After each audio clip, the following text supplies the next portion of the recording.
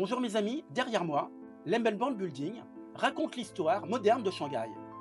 C'est un bâtiment vieux de plus de 90 ans. La construction d'Embelband Building a été un événement historique dans les années 1930 à Shanghai. Propriété du magma de l'immobilier Victor Sassoon, c'est le premier immeuble d'appartements d'Extrême-Orient à avoir été construit le long de la rivière Suzhou. Sa forme en S n'est pas un simple choix esthétique. Elle optimise l'ensoleillement et la ventilation, tout en rendant hommage à son propriétaire, dont le nom de famille commence par cette lettre. Le hall et entrée de l'immeuble sont décorés de mosaïques jaunes et noires. Au sol, le motif EB fait référence à son nom anglais, Embelband Building. Des rangées de boîtes aux lettres anciennes, désormais rares dans les résidences modernes, rappellent l'époque de sa construction.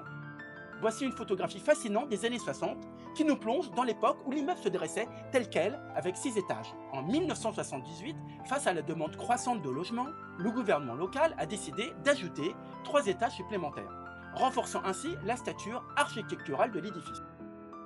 Embelband Building incarne en quelque sorte la structure sociale du vieux Shanghai. Au fil des décennies, ce bâtiment a été le témoin de l'histoire moderne et turbulente de Shanghai. Il a résisté à la guerre sino-japonaise. En 1938, il a même servi de refuge pour abriter des milliers de réfugiés juifs qui avaient fui la persécution par l'Allemagne nazie. L'immeuble représente à la fois le cosmopolisme et le colonialisme du vieux Shanghai. Après la fin de la guerre, de plus en plus de professionnels chinois, de représentants du gouvernement et de greffiers des Nations Unies ont commencé à emménager. Des bureaux pour presque tous les studios hollywoodiens se sont installés ici.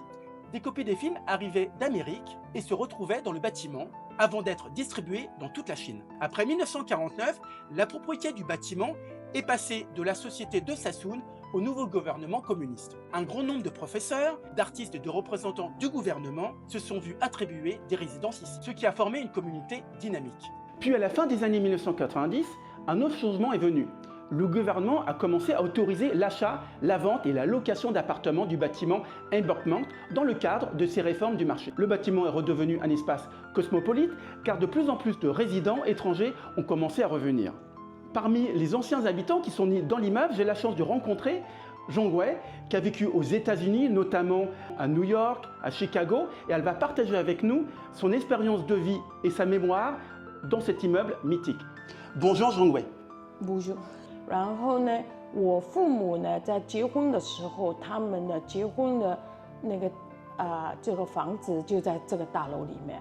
其实我奶奶爷爷已经在我父母结婚之前，奶奶爷爷已经在这个大楼。就是说我的那个纪念最喜欢的是在我父母在世在与我们住在一起的时候是最高兴的时候。因为我们有说有笑，还有做生意，然后在家里就是说一直有快乐的事情，就我们都嘻嘻哈哈的，很高兴。所以我呢，就到至今我都不愿意放弃我原来住的地点。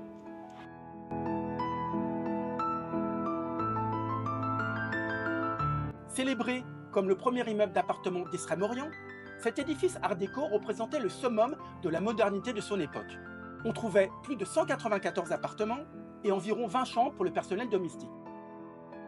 Chacun de ces 6 étages abritait ses appartements avec des cuisines communes en face.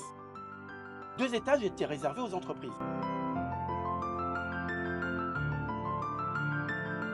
Embelband Building a également servi de décor à de nombreux films et de séries télévisées populaires, comme The First Half of My Life et bien d'autres, grâce à ses longs couloirs ombragés qui dégageaient un charme résolument cinématographique.